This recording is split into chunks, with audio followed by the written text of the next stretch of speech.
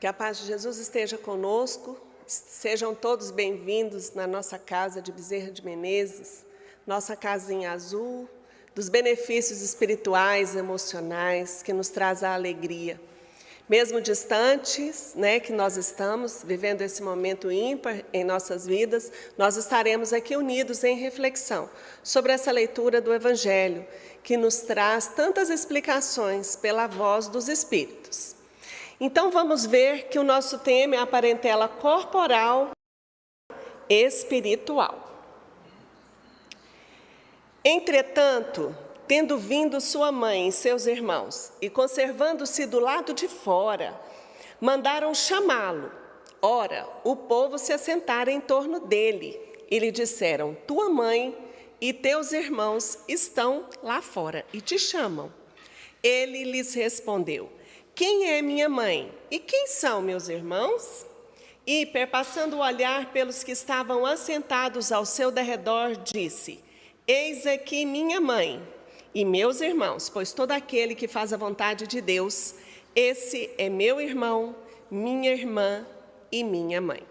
São Marcos capítulo 13, versículos 20, 21 e 31 a 35. E São Mateus capítulo 12, versículos 46 a 50. Meus irmãos, aqui tem alguns pontos que essa leitura nos chama a atenção. Nós vimos pela leitura que Jesus pregava. Então, sempre a multidão rodeava Jesus. Naquela hora, alguém veio chamá-lo dizendo que a mãe dele estava lá fora e os irmãos também, aqueles próximos, primos. Então, naquele momento, ele traz essa interrogação, porque todas as passagens do Evangelho, Jesus queria frisar alguma coisa para nós. Então, quando ele fala minha mãe, quem é minha mãe, quem são meus irmãos, será que Jesus estava renegando a sua família? Será que ele estava renegando José, Maria, aqueles que o receberam nessa vida, A família que o trouxe para que neste mundo ele tivesse o contato com a humanidade? Nós sabemos que Jesus era por amor. Então, por detrás dessas palavras, o que nós poderemos entender? Outro ensinamento que nós precisamos refletir: aquele que faz a vontade do meu Pai é meu irmão e minhas irmãs. O que é fazer a vontade de Deus, nosso Pai? Então, no capítulo 18 do Evangelho segundo o Espiritismo, item 8, está escrito assim: os laços do sangue não criam forçosamente os liames, as ligações entre os espíritos. O corpo procede do corpo, mas o espírito não procede do espírito, porquanto o espírito já existia antes da formação do corpo. Então, a experiência na Terra, a experiência de vida que todos nós trazemos, vivendo num corpo de carne, é uma experiência espiritual, por excelência. Porque, sendo espíritos, nós viemos de Deus, nosso Pai. É isso que todas as religiões tentam passar para nós, nesses ensinamentos, O Espírito nosso provém, essa centelha divina, do Espírito maior que é nosso Pai. Então, a nossa verdadeira essência, essa substância vital que pensa, que quer, que escolhe, que ama, que tem emoções, este é o Espírito, este é a substância divina. E a nossa origem é divina. Agora, e o corpo? Normalmente, o nosso corpo vem de onde? Quando nós nascemos dos nossos pais, somos filhos dos nossos pais, filhos da carne de nossos pais. Mas será que, estando encarnados, há um entrelaçamento do espírito com a carne? Será que a carne interfere na manifestação do espírito encarnado? E o espírito, qual o poder do espírito sobre a carne? Em cada experiência reencarnatória, nós teremos um corpo diferente, pais diferentes. Normalmente é assim, são experiências de crescimento espiritual. E sendo assim, esse corpo é dado por novos pais, novos seres também. Então, nós somos frutos no fritar dos ovos, Em cada encarnação, nós teríamos uma personalidade diferente. E daqui a pouco nós vamos falar uma certa maneira, um pouco diferente de nos manifestarmos, mas o mesmo Espírito, a mesma centelha divina, que veio buscar na carne um aprendizado. E o Evangelho é bem claro: os que encarnam numa família, sobretudo como parentes próximos, são as mais das vezes espíritos simpáticos, ligados por anteriores relações, que se expressam por uma afeição recíproca na vida terrena. Mas também pode acontecer sejam completamente estranhos uns aos outros esses espíritos, afastados entre si, por antipatias igualmente anteriores que se traduzem na terra, por um mútuo antagonismo que aí lhe serve de provação. É verdade que existem simpatias entre nós. Dentro da própria família nós temos afinidades e temos também dificuldades de relacionamento. Dificuldades, aquelas do dia a dia, em que às vezes basta olhar para o outro e que já nos inspira, já traz uma certa, às vezes, reação emocional. Pode ser uma dificuldade de compreensão mútua, pode ser diferença de gostos, e isso traduz as nossas diferenças. Mas essas diferenças podem ser altamente marcadas pelas experiências pregressas, pelas vidas passadas. Nós somos seres muito carentes de amor, de afeto, e na nossa dificuldade de dar, nós queremos muito receber, nós queremos exigir. E nas nossas exigências, em cada vida, criamos mais afinidades, mais amores ou não. Maiores antipatias, dificuldades de relacionamento, que vão, às vezes, interferir numa nova experiência. Porque os espíritos reencarnam tantas vezes forem necessárias, até que os laços se transformem em amor verdadeiro. Nós somos frutos do amor de Deus, mas o nosso amor, a nossa centelha divina, tem dificuldades ainda nesse mundo, pelas exigências que nós trazemos, de ser amado, de ser cuidado, e nisso nós criamos verdadeiras camadas, e essas camadas são camadas de dificuldades, que fazem com que a gente tenha dificuldades no nosso relacionamento familiar. Por isso que no Livro dos Espíritos, Kardec foi muito sábio. A gente está falando de viver várias vidas, porque na doutrina espírita nós não falamos de salvação. Nós falamos de evolução, de depuração. Depurar essa centelha divina, ser capaz de amar muito, assim como Jesus amou. Assim como Jesus nos exemplificou e deixou esse marco para a humanidade.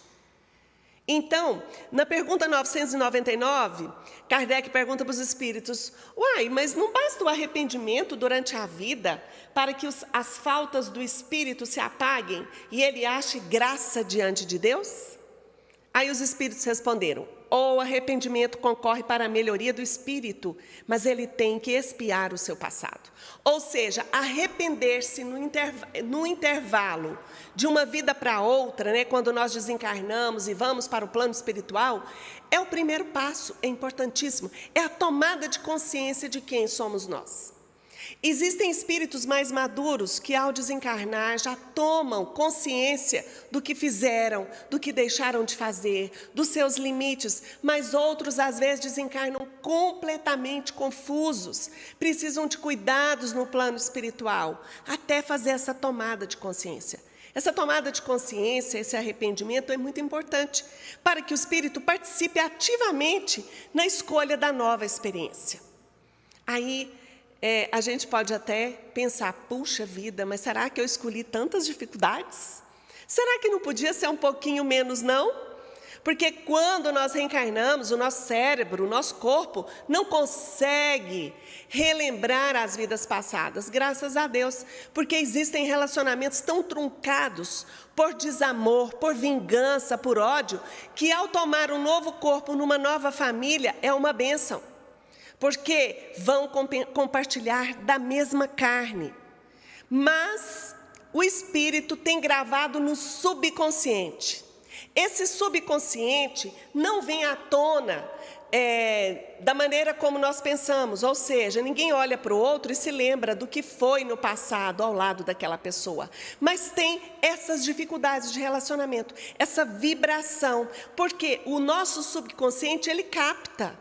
Ele percebe o outro, porque o subconsciente para ele não tem tempo, não tem espaço, né? E nós podemos captar algumas coisas, algumas lembranças, mas normalmente não.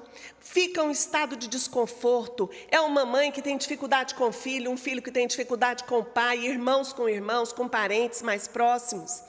Então, é natural, porque é justamente reencarnando que a vida vai trazer para nós todas as situações necessárias para que a gente trabalhe essas camadas emocionais e essas dificuldades de relacionamento.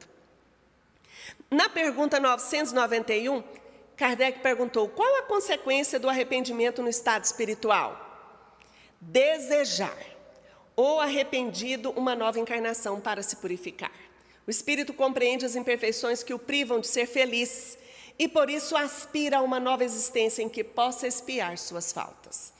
A felicidade é o nosso objetivo e nós não podemos ser felizes se não depurarmos, limparmos das nossas incertezas, das nossas dúvidas, dos nossos equívocos. Às vezes, numa encarnação do berço, nós já cometemos equívocos. A criança quer ser altamente cuidada e amada. E ela exige a presença dos pais 24 horas. Ela chora, ela tem necessidades, mas ela não consegue ainda compreender que a mãe e o pai são outros seres diferentes dela. O bebê, às vezes, ele vê a mãe como um prolongamento dele. E é por isso que, devagarinho, ela vai compreendendo e vai se identificando como um ser no mundo. Mas até então, ela tem fome, ela quer estar limpa, ela quer ser saciada. E na relação até materna com a mãe, ele suga o leite e suga afeto também. E já na infância, nós já podemos registrar fazendo alguns equívocos naturais. Por quê? Às vezes a mãe usa de uma palavra com um irmãozinho, né? Às vezes tem o filho mais velho, quando nasce o filho mais novo, que a mãe tem 2 filhos para cuidar, ela olha para o irmão mais velho e fala assim: não, meu bem, só um minutinho, agora a mamãe não pode, tem que cuidar do irmão. E o cérebro do irmãozinho mais novo já registra: mamãe não gosta mais de mim. Aí já vem o ciúme, já vem a dificuldade. Olha como nós criamos camadas e camadas numa encarnação. Espíritos mais maduros são aqueles que vão tendo mais consciência de si mesmo, vão trabalhando e já vão entendendo quem é ele no mundo. A doutrina consoladora dos espíritos, ela traz para nós esse entendimento fantástico. Porque quantos estão presos nessa vida, achando que não são amados, que a vida foi desperdiçada, que os pais, o berço que nasceram, foram berços que não foram justos. E quando nós estudamos a doutrina, nós vemos que Deus é justo sempre. Os equívocos ficam por nossa conta. E todos aqueles que estão e que se aproximam de nós são necessários e nós o atraímos por alguma coisa que nós trazemos dentro da alma. Então, problemas que normalmente começam na família, depois se estendem para os relacionamentos afetivos, que se estendem para as dificuldades no trabalho, todas as situações, o problema é nosso, porque nós o atraímos. É importante entender que a encarnação é uma bênção maravilhosa e quando nós compreendemos como espíritas que somos, que cada experiência na carne é uma oportunidade bendita, nós entendemos o problema de forma diferente. Porque ao invés de projetarmos no outro, de culpar a Deus, de culpar a vida, nós já começamos a ter uma maturidade espiritual para entender o que tem em nós que precisa ser transformado. O professor Pietro Baldi coloca assim para nós no livro A Técnica Funcional da Lei de Deus. Ora, evolução espiritual, depuração, só pode significar reencarnação. Se quisermos atribuir uma lógica e justiça ao fato de que nascemos em posições e com qualidades tão diferentes, temos que admitir que isto é a consequência de um passado próprio e individual, que, em virtude do princípio universal de causa e efeito, nos acompanha em suas consequências. Então, tudo que nós sentirmos, pensarmos e materializarmos vai trazer para nós um destino futuro, uma reencarnação futura, vamos dizer assim, com consequências mais profundas, mais pesadas, mais leves. Eu posso pensar Isso já pode ter um efeito. Eu posso entrar num campo vibratório da outra pessoa, lançar para ela dardos de raiva, de inveja, de ódio, e posso atingi-la se ela estiver receptiva. Eu posso ir lá e materializar um ato. Aí, esse ato materializado vai exigir de mim uma nova experiência, inclusive na carne, para que possamos voltarmos juntos e eu ajudar a reequilibrá-la. Porque a palavra Deus ela é muito mais complexa. Ela é um conjunto de leis que nós precisamos entender. Deus não determina nenhum tipo de vida para ninguém. Nós determinamos a nossa própria vida. O nosso destino é escrito pela nossa consciência. Se há uma consciência com intenções mais positivas, nós estaremos numa construção cada vez mais positiva. Mas se tiver negativa, então nós teremos consequências mais funestas, mais difíceis, mais dolorosas. Então cada qual tem aquilo que merece. E é tudo aquilo que às vezes nós não queríamos ouvir, porque nós queríamos um Deus que nos premiasse ou nos absolvesse. Então nós imprimimos no universo, nas pessoas, com as nossas ações, sentimentos, palavras. E tudo que eu imprimo de positivo ou negativo, ele fica comigo, gravado em mim. É por isso que quando desencarnamos, pode ser mais doloroso ou mais suave. E nessa vida já a nossa vida pode ser mais suave ou não, quando nós desenvolvemos em nós a autorresponsabilidade. Nós estamos vivendo um período do Espiritismo que nós precisamos trabalhar esses valores internos, trabalhar a nossa autorresponsabilidade. Porque quando a gente adentra para uma casa espírita, às vezes a gente vem buscar o passe, o tratamento, a gente está sofrendo tanto e é natural que a gente quer ser aliviado. Alívio espiritual é uma coisa. Receber um passe, uma limpeza, um fortalecimento é apenas um alento para que um outro passo eu tome com mais propriedade a minha vida. Que eu possa entender melhor as coisas que me acontecem e tomar novos rumos, porque nós criamos o destino que nós quisermos.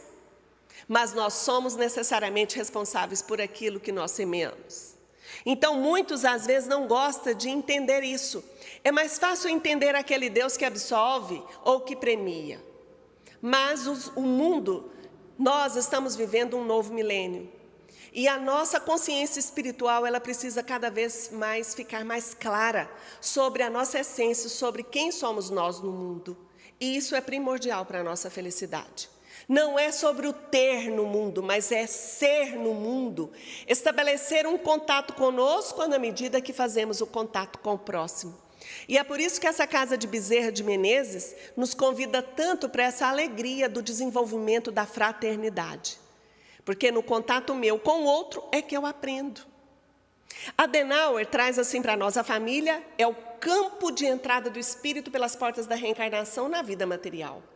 Com ela, o espírito se insere na vida social, o que o fará concorrer para o progresso da humanidade. Dessa forma, ele se sentirá responsável pelo progresso que ele mesmo experimenta. Família é uma coisa muito séria. Todo ser humano, ele precisa, como eu disse, ser amado, ser cuidado. E no mundo, a aventura reencarnatória, no seio familiar, naquele que muitas vezes nós tivemos a oportunidade de escolher, é um campo sagrado. É um campo de introdução de novas forças para que a gente se transforme. E isso é muito importante. Eu trouxe na noite de hoje alguns entendimentos, para que a gente entenda que em cada encarnação nós vamos desenvolver uma forma de ser, uma personalidade no trato com o mundo e com as pessoas. Mas a essência, o destilar das experiências é o espírito e nele fica gravado. Adenauer, Pietro Baldi, ele diz assim: o período em que o campo de forças da personalidade está aberto pela introdução de novos impulsos é o da vida terrestre, no plano físico. Porque muita gente fala assim: para que reencarnar? A gente não aprende no plano espiritual? Mas aqui nós precisamos repetir experiências, precisamos introduzir novos comportamentos e fixá-los na nossa alma, no nosso ser. E transformar de verdade. Por isso que às vezes a gente repete as experiências. Então, se a gente está experimentando muita dor, é hora de pensar: por que eu tenho dificuldades na vida afetiva? Por que eu tenho dificuldades de me realizar na vida profissional? Por que eu tenho dificuldades com a família? Por que eu nunca arrumo amigos? Por que eu nunca estou satisfeita com nada? Por que eu acho que na minha vida tudo tem que ser mais difícil? Sempre por quê? Mas a resposta, ela só pode ser encontrada dentro de nossa alma. E principalmente no desenvolvimento da humildade, com a nossa relação com Deus, com a parte espiritual, e com uma forte coragem de olhar para dentro de nós a todo momento. Pietro Baldi diz assim: nele, na vida terrestre, a vida é um período de construção, uma fase da existência em que reemerge todo o passado, retornando-nos impulsos instintivos que originam outros novos, lançados em novas direções. Cada encarnação é um aprendizado. Às vezes nós aprendemos, repetimos e fixamos. E a gente pode ter, por exemplo, como instinto, a bondade, que tanto nós almejamos. A coragem, que tanto nós também queremos ter. Mas só com o enfrentamento do medo, eu transformo aquele impulso em coragem. É só redirecionando os impulsos para o lado positivo que a nossa construção interior nos aproxima da luz que é Deus. E a luz, nesse terceiro milênio, nós precisamos entender que ela não está do lado de fora. É hora de compreendermos que a luz divina, ela está dentro de nós, num tipo de consciência que nós vamos percebendo à medida que nós crescemos espiritualmente falando. E quando crescer espiritualmente significa aprender mesmo com a dor, esse aprendizado nos aproxima da divindade, dessa luz interna. E Deus fala conosco, só que nós somos surdos para a sua voz. Mas nós temos impulsos intuitivos e quando eu faço prece e durmo, eu posso acordar com muitas respostas. Aí eu pergunto para vocês: o corpo provém do corpo. Será que os pais só transmitem para os filhos o corpo, aquela matéria que fenece? O espírito é sempre o autor do seu destino ou ele sofre alguma influência? Olha o que tem no livro Missionários da Luz, capítulo 13. Tem uma pergunta lá de André Luiz que ele diz assim: a criatura receberá ao renascer a total imposição dos característicos dos pais? As enfermidades ou as disposições criminosas serão transmissíveis de maneira integral? Aí os espíritos: não, André. O organismo dos nascituros, dos recém-nascidos, em sua expressão mais densa, provém do corpo dos pais, que lhes entretém a vida e lhes criam os caracteres com o próprio sangue. Todavia, em semelhante imperativo das leis divinas para o serviço de reprodução das formas, não devemos ver a subversão dos princípios de liberdade espiritual, imanente na ordem da criação infinita. Ou seja, os pais doam o corpo, doam os caracteres, e o espírito que encarna, ele tem por herança divina a liberdade, porque nós herdamos de Deus liberdade, criatividade, amor, sabedoria relativa, porque absoluta é Deus. Isso a gente traz impresso na nossa alma, já está pronto dentro do nosso ser. Porque a reencarnação é esse descortinar de todas as potencialidades infinitas do espírito. Mas numa encarnação, será que o corpo do pai, a presença do pai e da mãe, o período que eu estou na barriga da minha mãe, eu posso sofrer alguma influência das características da personalidade da mãe ou do pai? Olha o que os espíritos responderam, completando essa resposta, Os pais doam o corpo, mas, por isso mesmo, a criatura terrena, ela herda tendências, não qualidades. Tendências, olha só. As primeiras cercam o homem, as tendências, que renasce desde os primeiros dias de luta, não só em seu corpo transitório, mas também no ambiente geral a que foi chamado a viver, aprimorando-se. As segundas, que são as qualidades da alma encarnada, na defesa, educação e aperfeiçoamento de si mesma nos círculos benditos da experiência. O que é isso, Rosana? Meus amigos, o nosso corpo provém da célula materna, que é o óvulo, fecundada pelo espermatozoide, que é a célula reprodutiva masculina. Mas aqui o que os espíritos estão falando, que ao receber uma nova família, começando pelo corpo que a gente herda com as características genéticas do pai, as células do nosso corpo também imprimem essa vibração, as tendências dos pais. E os pais, por sua vez, também trouxeram na luta deles, quando crianças, as interferências das características genéticas vibratórias dos pais deles. Então, a nossa célula, e existem estudos hoje da ciência, elas trazem memórias daquilo que os nossos antepassados viveram. É um campo vibratório que o espírito encontra no novo corpo. Então, a matéria, o desafio não é só viver no mundo e se relacionar. Começa com o corpo, mas o espírito é soberano. Mas o que é interessante? O espírito vem do espírito, o que é do espírito vem do espírito. Ou seja, o espírito vem de Deus, o corpo vem dos nossos pais. Mas quando estamos reencarnados, é um campo interferindo. Por isso que muitos filhos, nós vamos ver, confirmando aqui em outro trecho, por isso que muitos filhos trazem uma certa tendência. Às vezes as pessoas olham, o filho às vezes não convive tanto com o pai, vamos supor que o pai viaja muito, e o filho tem os trejeitos do pai, tem os gostos muito parecidos, podem ser espíritos afins. Claro que reencarnaram numa família, mas o corpo, a genética do pai também é um campo a oferecer tendência, e o espírito pode apreender e fixar na personalidade. Adenauer Novaes, olha como ele confirma isso no livro Psicologia do Espírito, páginas 53 e 54, ele diz assim: é possível pensar-se em hereditariedade perispiritual, desde que nos abstraiamos do conceito clássico de transmissão direta de caracteres. Quer dizer, ninguém transfere para o filho uma qualidade. A qualidade ele vai ter que conquistar na alma, com a sua labuta, com a sua dor, com a sua dificuldade, ou com a sua alegria de viver, vencendo cada desafio. Mas ele pode ser influenciado. Por quê? Podemos pensar em influência de um campo sobre outro com transmissão de tendências. Podemos herdar de nossos pais certas tendências psíquicas que se transferem no processo em que o perispírito recebe influência durante a fecundação. Então, nós somos um todo.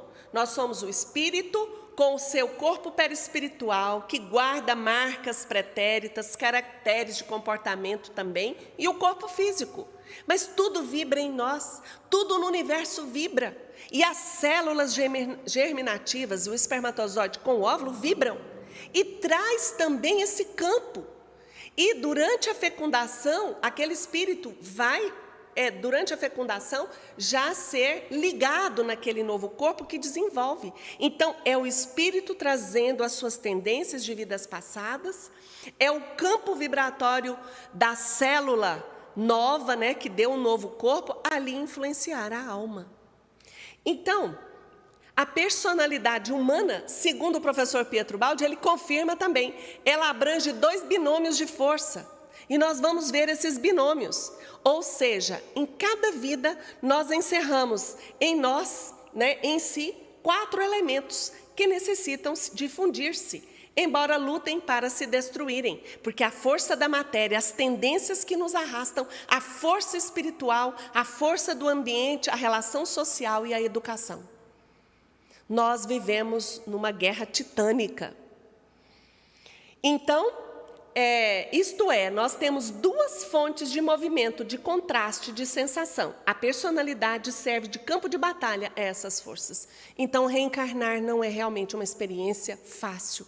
Não é uma brincadeira, é um desafio para o espírito, uma nova oportunidade.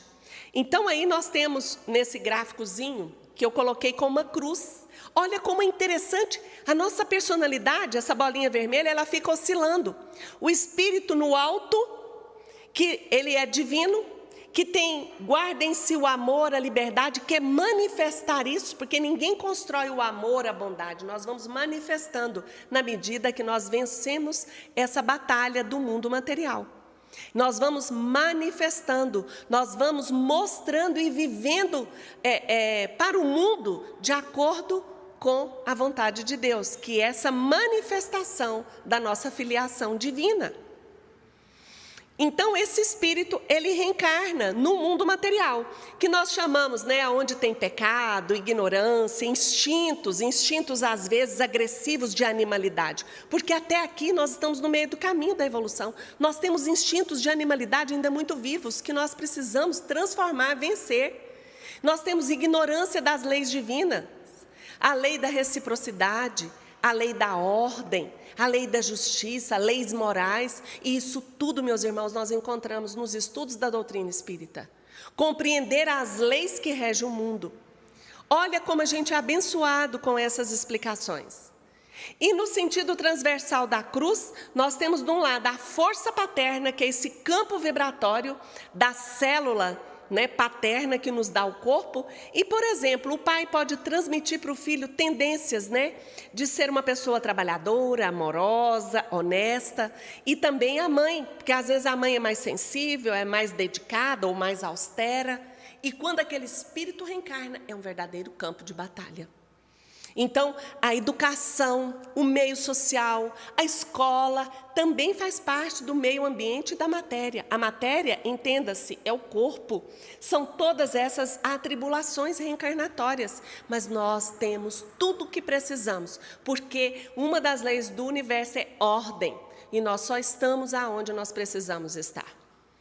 Não são os da consanguinidade os verdadeiros laços de família, e sim os da simpatia e da comunhão de ideias, os quais prendem os espíritos antes, durante e depois de suas encarnações. Às vezes, nós também temos simpatias com pessoas do lado de fora da nossa família, e dificuldades justamente com os da família.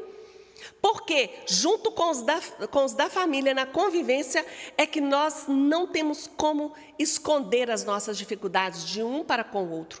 Nós somos cutucados e nós também cutucamos o outro. Porque um é a chave e o outro a fechadura. Se eu tenho carência, eu preciso de atenção, eu vou encontrar justamente no outro aquilo que me acorde para a minha necessidade de desenvolver em mim mesmo a capacidade também de amar. Então, essas dificuldades de relacionamento dentro da família, nós precisamos entender que a família corporal hoje, ela não nos pertence também. Às vezes nós somos apegados, os filhos são nossos, o marido é meu, a esposa é minha, ninguém é de ninguém. E a idoneidade espiritual, evolução espiritual, é justamente desprender, amar com desprendimento. Outro dia, conversando com o meu marido, que é amigo também, e a gente tem animaizinho de estimação. Quando eles morrem, é uma dor horrorosa, porque vira da família. E a gente fala assim, não dá vontade de pegar mais, porque a gente sofre tanto quando eles partem. E aí, outro dia, refletindo, eu falei, puro egoísmo. Porque a vida é só um aprendizado para a gente amar. E quando a gente ama, a gente faz tudo o que é possível e depois liberta o outro. Porque se eu me apego no outro, é uma exigência minha, um egoísmo meu. E o amor é um desprendimento. Simplesmente ama por amar. Por aí dá para a gente aprender o tanto que a gente precisa ser mais consciente nessa matéria de amor, nessa matéria de doação. É lógico que nós também gostamos de receber, é natural também. Mas na medida que eu dou, eu vou receber. E até lá, no mínimo nas relações familiares, nós precisamos ter mais consciência de quem somos nós e da nossa parcela de participação familiar.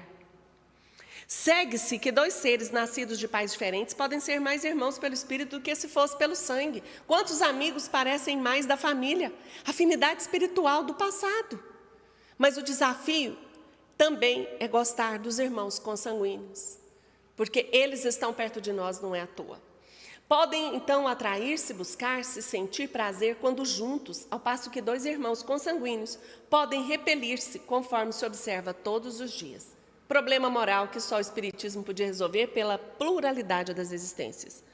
E se nós, na nossa dificuldade de relacionamento, acharmos de consciência, depois de refletir que nós já fizemos tudo e o outro não quer se aproximar de nós, a única coisa que nós poderemos fazer é respeitá-lo, afastarmos e, quando formos solicitados, estarmos presentes. Porque, às vezes, na nossa exigência, nos nossos excessos, nós também somos exigentes com o outro e queremos subjugar o outro para que seja da nossa forma. Então, quantos casamentos, quantas famílias têm dificuldade de felicidade? Porque, na verdade, ninguém consegue fazer o outro feliz. Mas nós simplesmente fazemos o melhor. A felicidade é construção dele. Mas se eu faço a minha parte, porque nós somos responsáveis pela nossa fala, pelos nossos atos. E se em sã consciência nós fizemos o melhor, a maneira como o outro vai reagir, aí é um problema dele. Expiação e arrependimento. Já desde esta vida poderemos ir resgatando as nossas faltas? Sim, reparando-as. Deus não dá valor a um arrependimento estéril, sempre fácil e que apenas custa o esforço de bater no peito. Ou seja, nós precisamos amar de verdade. Nós precisamos reconstruir de verdade novos valores. Nós precisamos trabalhar essas camadas de dor, de culpa, de arrependimento e fazer de cada encarnação uma oportunidade alegre de vida e ter uma amplitude maior no nosso olhar. Por isso que a doutrina espírita, ela é tão fantástica, porque ela alarga os nossos horizontes. E até a visão de família amplia. A visão familiar amplia. Por isso que Jesus disse, aqui estão minha mãe e meus irmãos, isto é, minha família pelos laços do Espírito. Pois todo aquele que faz a vontade de meu Pai, que está nos céus, é meu irmão, minha irmã e minha mãe. Ou seja, o nosso sentimento de família não é só mais a família consanguínea. Nós precisamos extrapolar o amor além da nossa família. Às vezes a família está adoecida por um amor egoísta, porque a gente tem o egoísmo individual e depois desenvolve o egoísmo coletivo. Eu cuido da minha família, eu vivo para os da minha família e eu resolvo aquilo que eu posso resolver com a minha família. É um amor egoísta coletivo. Não é mais só a minha família. Nesse novo milênio, a gente precisa entender que Jesus disse isso, porque a amplitude do amor, ela extrapola. Por isso que a gente vê muitas almas que se dedicam à humanidade, elas já estão aptas a viver um amor mais coletivo, e a família dela é o próximo. Aí ela não casa, ela não tem uma família consanguínea para cuidar, descendentes diretos, mas ela vai cuidar dos filhos dos outros, da família dos outros, porque é isso que a faz feliz, porque ela é capaz de amar cada vez mais. E é isso que traz a ela a felicidade. Não significa que os santos, que os evoluídos, os espíritos de luz não têm dores. Chico disse que não tinha um dia que ele não chorava, porque são muitos desafios íntimos para vencer a força dessa personalidade que nos arrasta. Mas o espírito pode ser vitorioso. Quantos filhos nascem na miséria, numa família miserável, pobre de recursos materiais, em locais insalubres moralmente, e são vitoriosos também. E quantos filhos nascem num berço que tem tudo de material, tudo que precisam para estudar, e muitas vezes estão presos em si mesmos, na sua pequenez, e não conseguem sair e não conseguem se realizar no mundo. Então, o espírito sofre o desafio e ele vence o desafio. Muitas vezes a gente fala assim, eu tenho medo da morte, eu fico pensando como que é esse negócio de reencarnação. A gente nasce sozinho e morre sozinho. A gente vive uma experiência, mas essa experiência é nossa. É uma experiência individual, mas eu vou a transformando cada vez mais no coletivo. O espírito de egoísmo, segundo Pietro Baldi, e de revolta, ou seja, a desordem dominante em seu modo de viver, provam que o homem atual é evoluído. Os índices da evolução são o altruísmo, a disciplina, a ordem. Então, por isso que o evoluído, ele semeia cada vez mais a harmonia, porque ele entendeu que para ser feliz ele tem que ter harmonia. Harmonia interna e harmonia externa. Viver na ordem. Tem pessoas que têm dificuldade de organizar a própria vida pessoal. Tem pessoas que têm dificuldade de cuidar dos seus pertences e transfere a responsabilidade para o outro. Então, quer dizer, a ordem é interna e externa. Tem pessoas que têm dificuldade de lavar o copo que bebe água e transfere a responsabilidade para os da família e ainda se sente vítima. Quanto mais se sobe, ou seja, quanto mais se evolui, mais o indivíduo se harmoniza, Quanto mais se desce, mais ele é rebelde, indisciplinado, desarmônico e caótico, segundo Pietro Baldi nos problemas atuais. Mas para subir, eu preciso descer dentro de mim. Ou seja, olhar para mim. E muitas coisas estão lá no subconsciente, é automático. Às vezes as pessoas enxergam em nós coisas que nós não enxergamos. Ou não queremos enxergar. E na família que nós reencarnamos, nós vamos encontrar exatamente aqueles que nos apontam. Mas você é muito desordeiro. A primeira reação nossa qual que é? Eu? E você que não olha que você é assim, assim, assado? Ao invés da gente falar assim, poxa, é verdade que eu sou desordeiro? Eu vou começar a prestar atenção e me observar. É para isso que nós renascemos. Para esse sentido de observação e centralização em nós mesmos, né? O homem, rei da vida no planeta Terra, conquistou uma consciência individual própria. Agora está construindo outra mais vasta, a consciência coletiva, que o organiza em unidades nacionais e se fundirá numa unidade espiritual ainda mais vasta, a humanidade. O momento que nós estamos vivendo é um momento de dor que forçosamente está fazendo com que todos nós, aprendamos a viver de forma coletiva. O nosso destino hoje de saúde e doença está preso na nossa atitude para com o outro e da do outro para comigo. E é não só dentro da família, mas é na cidade, no país e no mundo inteiro. Se nós não soubermos viver a enfermidade atual com espírito de autorresponsabilidade e cuidarmos uns dos outros, entendendo que agora, por família, não é mais só a minha família consanguínea, porque a evolução espiritual é extrapolar essa consciência. Nós devemos ter uma responsabilidade direta na família consanguínea, mas a nossa vida não é somente a família consanguínea. Nós teremos que pensar na dor daqueles que estão hoje, por exemplo, no Afeganistão, sofrendo os horrores de uma guerra, de uma imposição, de uma luta. E se a gente não pode estar lá presente, nós podemos emitir algo de bom. Se nos for solicitado uma ajuda humanitária, enviar alguma coisa, nós poderemos fazer isso. E nos preocuparmos com eles e fazermos preces por eles. Isso é desenvolver um sentido coletivo de vida. O momento está muito claro. Então, como espíritas, às vezes a gente sempre aprende, né? Quem não vai por amor, vai pela dor. E hoje a gente está vivendo também uma dor coletiva. E quem está reencarnado agora, que somos nós, que sou eu, que é você que está me ouvindo, é aquele que pode estar escutando em algum lugar, todos nós estamos sendo provocados para desenvolver, extrapolar os muros do nosso egoísmo, porque o egoísmo é um amor centralizado. Enquanto a gente não sair, extrapolar esses muros do egoísmo, nós não seremos felizes. E às vezes nós estamos presos em nós. Então o maior valor que se deve vivenciar no lar e passar adiante aos filhos é a amorosidade para com os outros, para com a vida, para consigo mesmo e para com Deus. É esse o objetivo de viver, nada mais. Viver, as coisas materiais fazem parte, mas não é o objetivo, o fim da nossa existência. E às vezes a gente se mata para dar o melhor para o filho, aquele espírito que reencarnou com um monte de deficiências, de dificuldades morais, e às vezes nós não atentamos para aquilo. E é isso o papel do espiritismo, é esse o papel do espírita aonde nós estivermos. Não somente com palavras, com pregações, né, vazias, mas com aquilo que nós seremos em essência no mundo.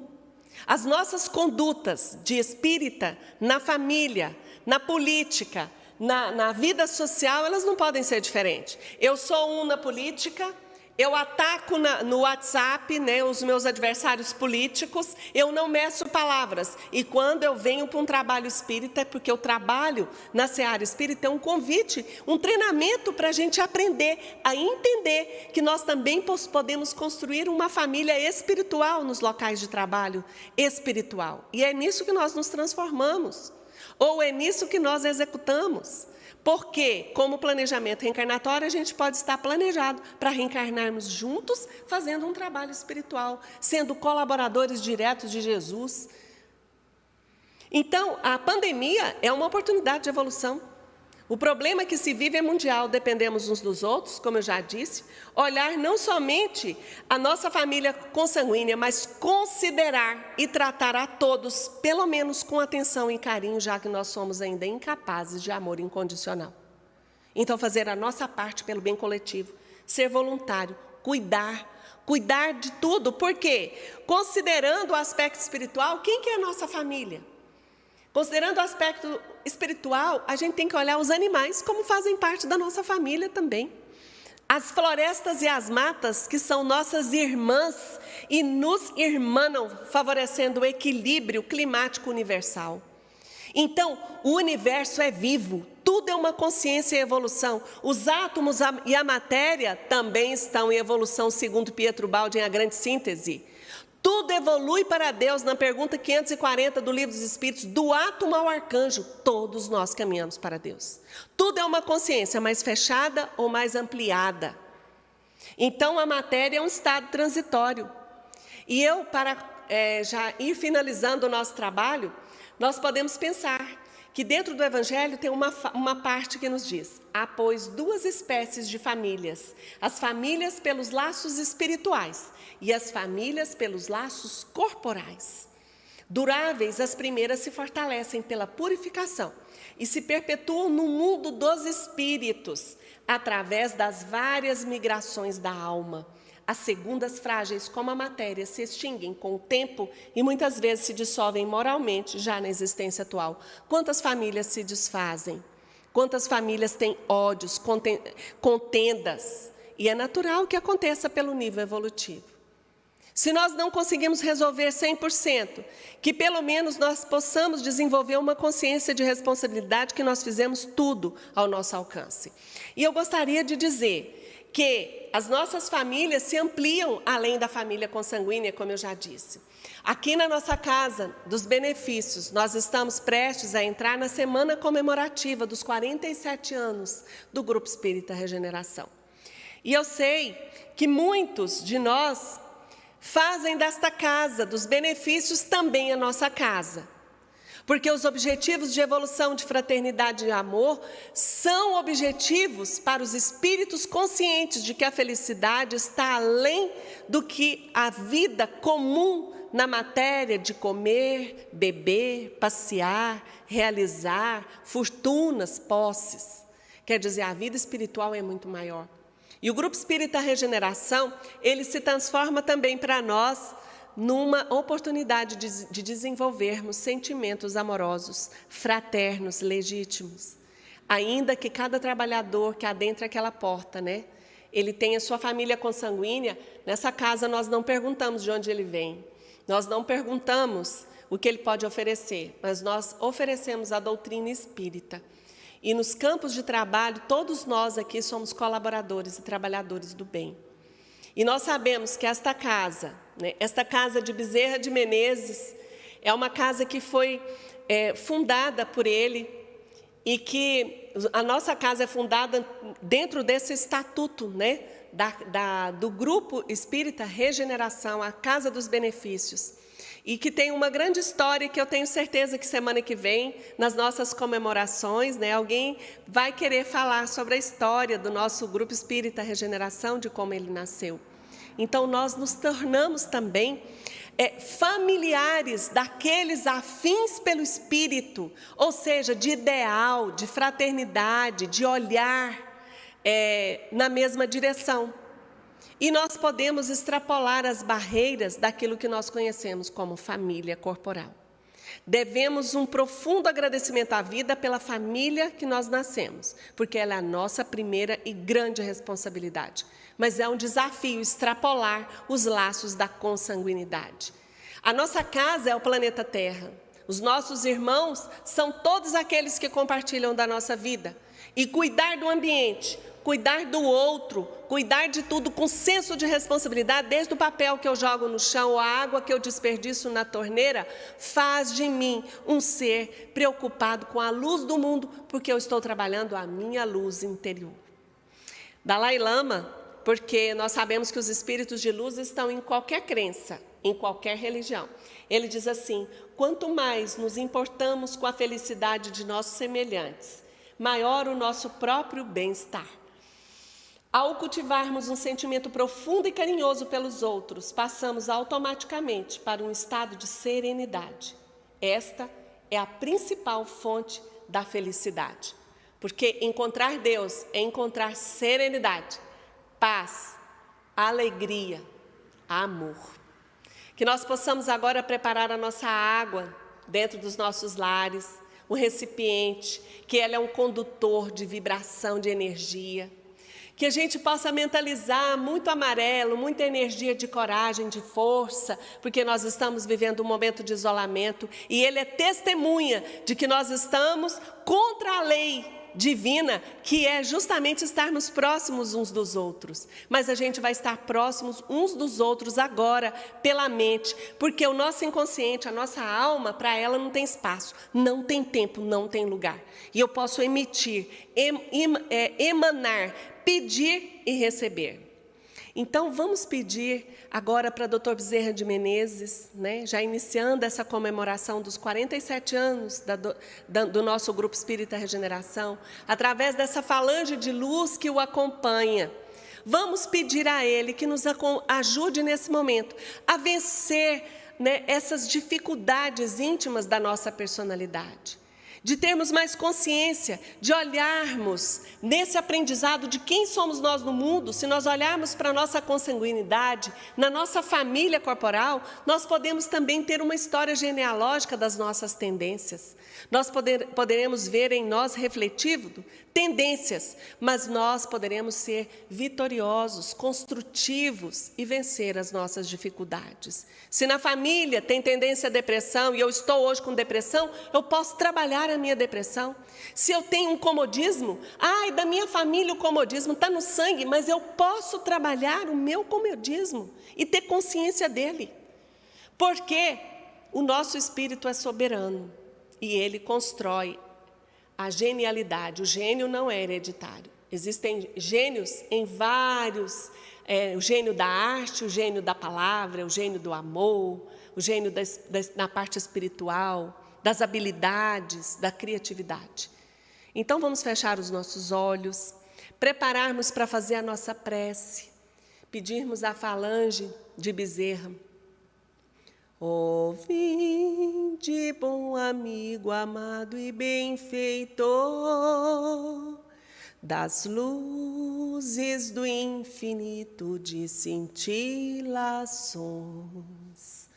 Ó, vinde amenizar a nossa grande dor, espargindo em mancheias as consolações. Bezerra de Menezes, servo do Senhor, apóstolo do bem, a nos iluminar. Celeste mentor, em passes de amor, águas fluidificai, movimentai vossa falange protetora, dai-nos a bênção redentora, balsamizando os corações. O sofrer é um bem divinal, que o Senhor nos envia do astral, é um cadinho imortal da perfeição a nos redimir das nossas vidas mal vividas, ante o Evangelho todo em luz. É a apoteose do amor, remirai nossa dor com Jesus. Então vamos pedir aos nossos amigos passistas que vão agora ministrar à distância o passe espiritual. Vamos pedir a todos que estão nos ouvindo neste momento para que relaxem o corpo físico, Coloquem os pés nessa terra-mãe, terra sagrada que nos recebeu por filhos bem-amados. Deixemos nos conectar com o aqui e com o agora, pedindo à nossa Mãe Terra, essa Mãe querida que nos recebeu por bênção divina, nesse corpo, nessa presente reencarnação. Vamos pedir, relaxar a nossa testa, soltar as nossas mãos como verdadeiras antenas, buscando a luz que vem do alto. Vamos pedir aos trabalhadores do plano astral, do plano espiritual, para que possam trazer as bênçãos das quais nos fizermos merecedores pela misericórdia divina. E vamos falar com Jesus, com o nosso Cristo interior, com a nossa centelha divina, com o nosso Deus imanente.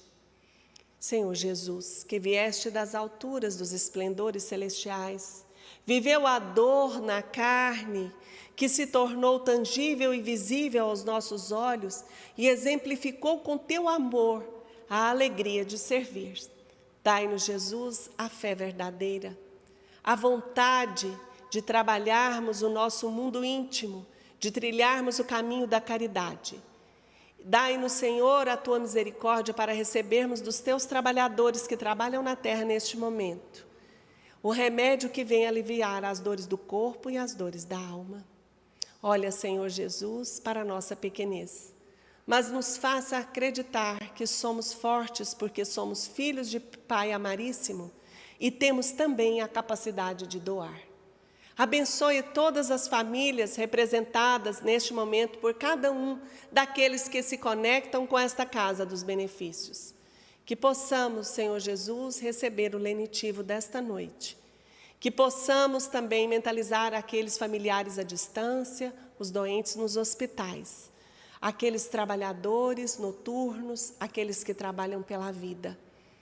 Pedimos que coloque no coração dos nossos governantes, Senhor, essa centelha de amor a espargir neste dia dedicado à nossa pátria, que possamos ser, cada um de nós, cristãos verdadeiros, cuidadores, amantes da vida, da paz e da serenidade. Que Deus seja louvado no fundo de nossos corações. Graças a Deus, que assim seja.